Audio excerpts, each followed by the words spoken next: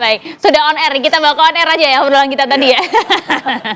Baiklah, kita lanjutkan diskusi Prof. Burhan. Jadi, Anda harus bertanggungjawabkan juga. Kalau tadi Anda sampaikan bahwa signifikansi dari suara NU kan memang luas ya, terbagi menjadi 3. Tapi yang paling besar adalah NU tradisi tadi yang kemudian di lapangan, data Anda mengarah ke 02. Tapi bagaimana dengan NU struktural yang kita tahu betul kental juga di Jawa Timur? Iya, struktural dan kader ya. Jadi kita punya jumlah mereka yang aktif di NU nasional itu 23%. Dari pusat sampai bawah. Itu bukan jumlah yang kecil juga. Meskipun lagi-lagi kalau kita lihat afiliasi dan sikap partisannya secara umum berbeda-beda. Jadi kita harus menghargai keanekaragaman pilihan warga NU. Sesuatu yang sebenarnya bagian dari hitoh NU untuk tidak mengerangkeng pilihan warganya ke dalam satu kubu. Nah, ini sesuatu yang positif karena NU itu buffer zone. Jadi seharusnya NU itu menjadi semacam penyangga bagi aspirasi warga NU yang monolitik. Ya, lambang NU itu kan lihat aja itu. Itu kan ada bumi yang diikat dengan tali yang longgar. Artinya dia tidak mengikat. Baik dari sisi pemikiran keagamaan, pemikiran politik, semua terwadahi dalam NU. Nah, pertanyaannya, bagaimana dengan konstelasi jelang pemilu? Pasti kan ada banyak pihak yang berkepentingan dengan NU yang besar ini. Pasti, ya. Dengan ketokan-ketokohan ya. Bahkan kalau kita lihat dari sisi jumlah, Maria, warga NU itu bukan hanya terbesar di Indonesia, terbesar sedunia. Karena tidak ada ormas yang memiliki keanggotaan dan keterikatan secara psikologis dengan ormas sebesar NU di dunia. Gitu ya.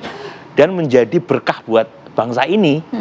Karena Indonesia bisa survive secara demokrasi karena ada NU dan Muhammadiyah tentu saja yang menjadi pengawal. Nah, tapi tarik-menarik kepentingan ini memang sesuatu yang nggak terhindarkan karena besarnya itu loh. Nah, jadi belum bisa juga dipastikan bahwa siapa yang mengklaim paling NU, paling mayoritas nyaman dengan NU?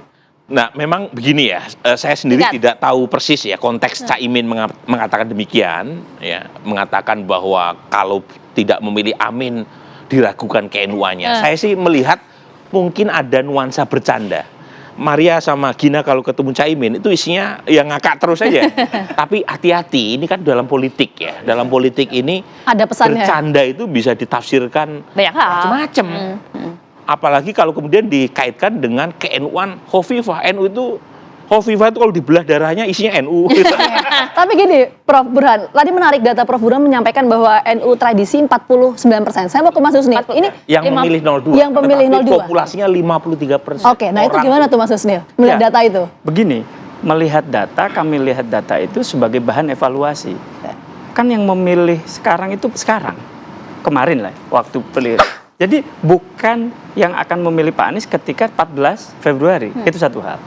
Kedua, yang kita lihat, dan ini sudah berkali-kali menjadi fakta dari kami, sejarah bilang, kami menjadikan survei itu sebagai evaluasi, dan ini menjadi bahan kami untuk terus bergerak, pertama. Kedua, tadi Cak Ali bicara soal keamanan, kenyamanan, amaliyah, dan sebagainya.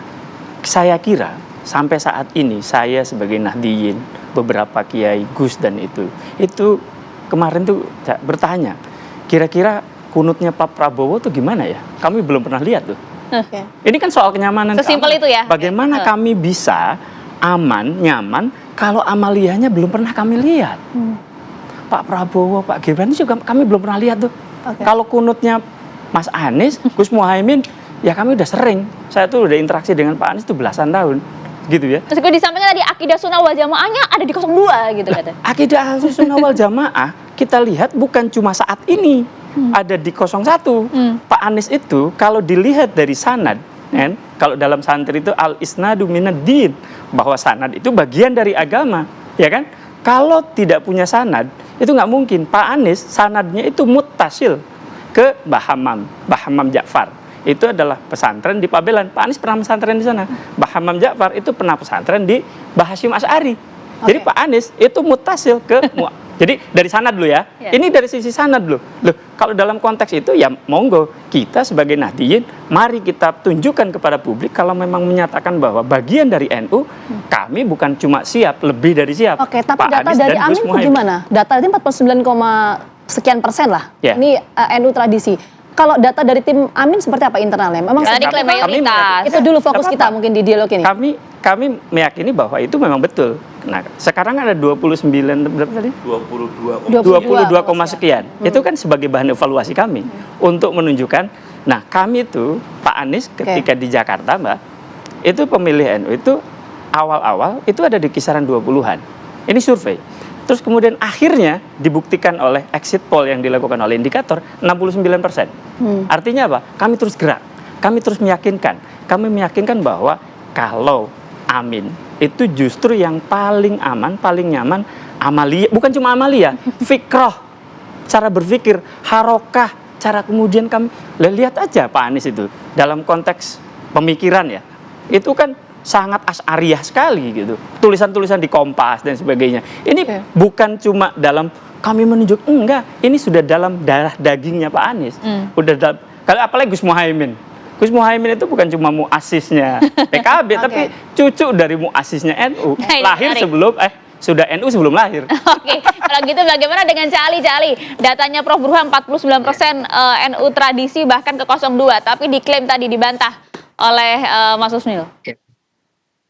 Saya bersyukur, kita semua bersyukur ya, maka NU telah menempatkan pilihan yang tepat dalam keranjang yang besar, yang menempatkan satu saya tambah ya ke Mas Husni tadi, ya fikroh, ubudiyah, dan harokah. Karena harokatnya NU itu Islam wasatiyah. Jadi kalau sekarang Mas Burhan dan teman-teman dari lembaga survei mainstream mengatakan di angka 49 dari 52% total voter yang anggota NU, maka dengan demikian lari ke 02. Itu hari ini. Belum lagi menjelang coblosan. Saya yakin orang NU itu lebih dari 60% akan ke 02. Mengapa? Rasa nyaman. Jadi kalau karena Mas Husnil menyebut-nyebut calon yang lain, gimana NU yang didirikan untuk melawan Wahabisme, Islamnya Watoniyah, kemudian dengan segala hormat, yang tidak usah saya sebut ya, berkolaborasi dengan pandangan-pandangan yang tidak sejalan dengan min ahli sunnah wal jamaah. Nah ini yang menjadi pobi dengan segala hormat, sedikit demi sedikit, hurus minal 01 ilal 02. Nah ini yang ternyata angkanya betul. Siapa Cali? Enggak, misalnya siapa yang dimaksud dengan yang bergabung itu misalnya siapa? Loh banyak. Sebut aja satu misalnya. Ya, saya dari struktural, Jatman, ya Habib Lutfi, Mbak Khofifah sebagai muslimat, kemudian Pergunu Kiai Asep, saya sebagai ketua umum Hiznu yang sedang nonaktif, dan mayoritas dari struktural NU itu lebih happy, lebih nyaman, lebih comfort dengan 02 dan dibuktikan dengan angka 49 itu. Nah, ditambah lagi dengan segala hormat, ini kok ada kekuatan lagi yang bersambung di sini. Rasanya nggak nyaman itu tinggi. Itu yang saya katakan, pemilih, maaf, 01, 03 itu harus keluar ilal 02. Dan sekarang kenyataannya 49 dan insya Allah akan lebih baik lagi. Nah, mengapa? Karena ini kan sekalian, siap. Saya ingin karena juga ini orang kalau lebih aman, dalam konteks lebih ini aman, ahli sunnah jamaah itu ya ada di 02 walaupun dengan segala pertimbangan yang matang. Oke, Cak Ali, kita tahan dulu, Mas Husnil tahan dulu, nanti dilanjutkan usai jeda ya. Oke. Kami kembali saat lagi. Biar lebih utuh lagi nanti informasinya.